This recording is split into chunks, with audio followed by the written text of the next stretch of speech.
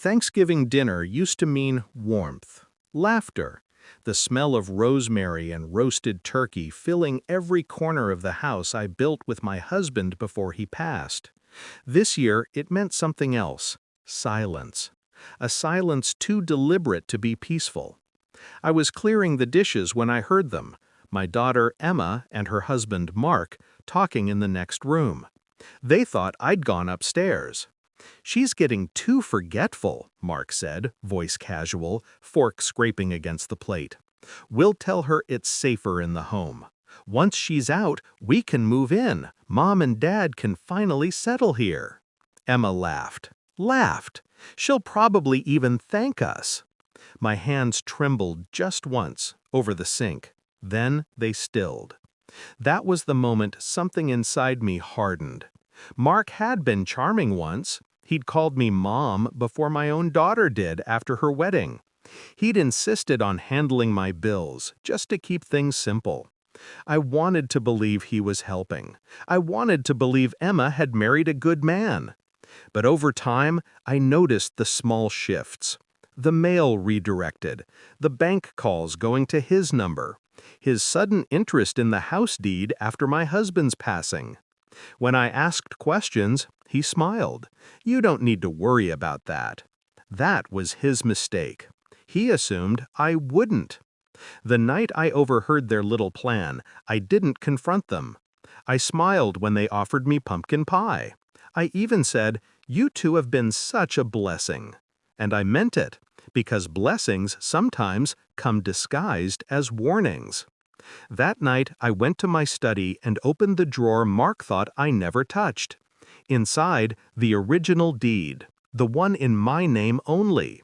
He'd tried to transfer ownership, but he needed my signature. He'd never get it.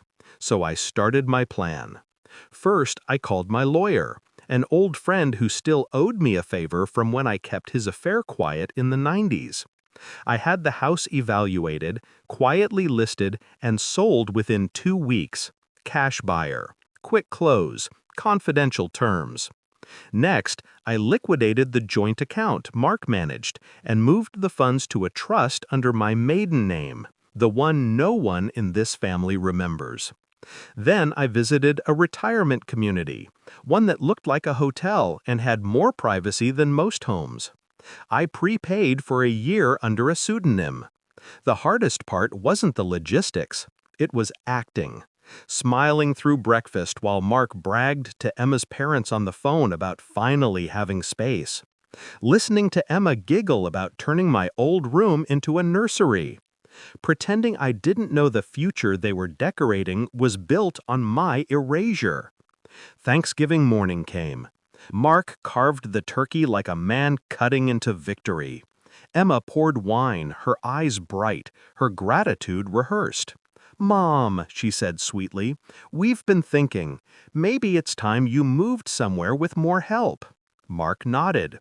"There's this lovely place near the lake. We can visit any time." I smiled. "That sounds wonderful." They relaxed instantly. Predators always do when the prey stops struggling. By evening, they were already planning the move, packing a few boxes from the attic. Family photos, heirlooms, even my china. They called their friends, boasting about their new home. I just watched, silent, patient. When they left for dinner with his parents, I made one final call. The buyer wired the remaining amount, the deed transferred, the sale closed. I left before dawn. No goodbye notes, no forwarding address, just a small card taped to the kitchen counter. Some homes aren't meant to be inherited. They're meant to be earned. By noon, my phone buzzed endlessly, Emma's number flashing again and again, then Mark's, then unknowns. 77 missed calls before I powered it off. I imagined the scene, Mark trying his keys, the locks changed, the realization settling in like cold rain. His voice raised, Emma crying, confusion turning to panic. The house they thought was theirs now belonged to someone else entirely. They'd told me I was forgetful. Turns out, I remembered everything. Now, I sit on the balcony of my new apartment, watching the sun drop below the horizon. The air smells of sea salt and fresh paint. No voices here, no footsteps plodding behind closed doors. Emma will be fine. She always lands on her feet. Mark? Well, life has a way of teaching men like him lessons they don't forget. I take a sip of tea, the kind he said was too bitter, and smile. Bitter has its place. It keeps you awake. It keeps you alive. And as for me, I may have disappeared, but I didn't vanish. I simply reclaimed what was mine.